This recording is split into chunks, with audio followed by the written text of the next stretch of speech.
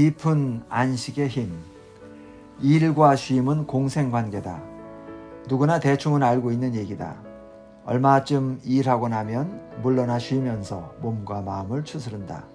쉼 또는 안식은 일을 보는 시각의 균형을 잡고 본래 있어야 할 자리로 되돌리는 데도 도움이 된다.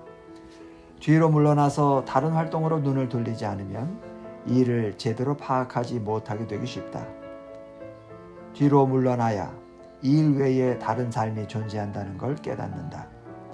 그런 점을 의식해서 몸과 마음의 안식을 누리고 나면 더 많은 일을 더 잘 해낼 수 있는 힘이 생긴다. 그러나 일과 쉼의 관계는 그런 단계를 넘어 더 깊은 차원에서 움직이기도 한다. 현대인들은 대부분 일 이면에 다른 일에 쫓긴다. 이 일을 통해 인정과 구원, 가치감과 정체감을 확보하려 하는 것이다. 그러나 복음이 주는 쉼을 체험하고 일에서 구원을 찾으려는 갈망으로부터 자유로워진다면 끊임없이 원기를 채워주고 일을 보는 바른 시각을 되찾아주며 열정을 회복시켜주는 활력의 원천을 얻을 것이다.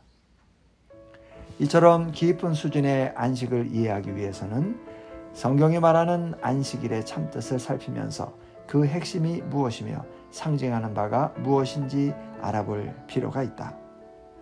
출애굽기 20장은 안식일을 지키는 것을 하나님의 창조 사역과 연결짓는다. 나 여호와가 일곱째 날에 쉬었음이라. 이건 무슨 뜻일까? 창조주께서 세상을 지으신 뒤에 쉬셨으므로 인간들 역시 정해진 시간 동안 일을 끝낸 뒤에는 반드시 쉬어야 한다는 뜻이다. 이러한 일과 쉼의 리듬은 크리스천들만이 아니라 피조 세계에 속한 모든 이들에게 해당된다. 너무 많이 또는 너무 적게 일하는 건 자연의 질서를 침해하고 결국 타를 일으킨다. 안식은 하나님의 창조 사역과 인간들의 창조 행위의 아름다운 속성을 즐기고 높이는 길이다. 그러므로 노동과 안식의 질서를 망가뜨리면 당사자는 물론 주위 삶에도 혼돈이 생긴다. 안식은 그런 점에서 창조주가 설계를 찬양하는 행위다. 이어서 신명기 5장은 안식일을 지키는 것을 하나님의 구속 사역과 대비시킨다. 15절은 이렇게 말한다.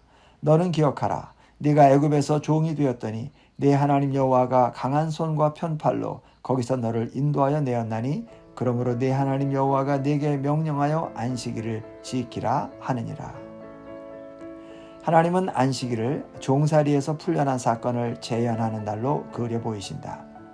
하나님께서 인간이라기보다 바로가 만든 벽돌 생산 시스템의 작업단위 취급을 받던 그분의 백성을 어떻게 건져내셨는지 자연스럽게 떠올리게 하는 대목이다.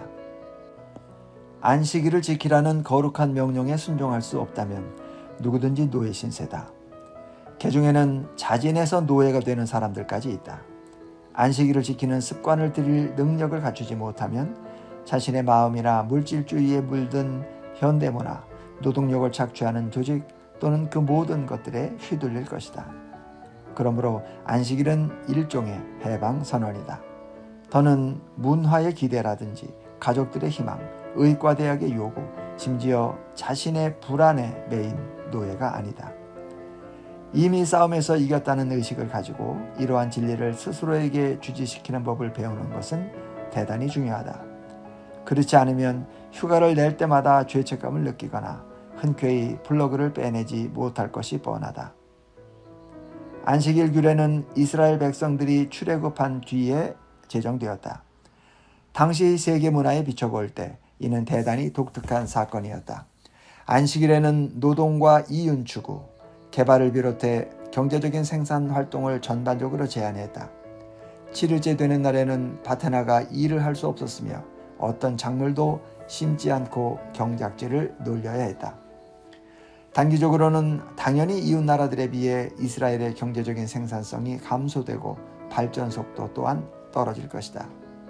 그러나 이스라엘이 자유로운 백성들의 나라라는 사실만큼은 분명했다. 장기적으로는 두말할 것도 없이 푹 쉰 이들이 더 생산적인 법이다. 아울러 안식일을 믿음의 행위로 인식할 필요가 있다. 하나님은 안식일을 정하셔서 하나님이 친히 일하고 쉬는 일을 계속하심을 알려주셨다. 안식일을 지킨다는 것은 세상을 움직이고 가족들을 먹여 살리고 더 나아가 지금 담당한 프로젝트를 진행시키는 존재가 인간이 아니라 하나님이라는 점을 실감하게 하는 질서정연하고 신뢰도가 높은 방법이다. 경영인들은 이런 진리를 받아들이기가 유난히 힘들다. 고도의 전문성과 수행 능력을 갖춘 탓에 팀을 이루어 일하는 데 서툴다. 따라서 직접 시간을 투자하지 않으면 일이 제대로 돌아가지 않는다. 그러니 피조세계의 한 귀퉁이를 홀로 책임지고 있다는 착각에 빠질 위험이 얼마나 크겠는가. 하지만 이제라도 하나님이 계신다는 것을 알아야 한다. 혼자 일하고 있는 게 아니라는 뜻이다. 근심에 관한 예수님의 유명한 가르침은 일의 맥락에서 보아야 한다.